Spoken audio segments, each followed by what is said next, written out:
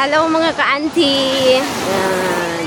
It's me. Andito na naman kami sa beach. Ganda oh. Yan. Daming people oh. Yan.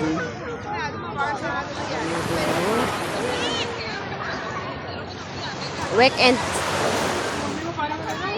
Kaya ang daming tao.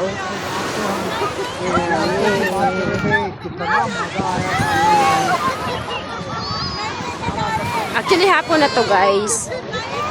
5 PM na to. Kaya hindi na mainit. Yan o. Dami na nagsuswimming.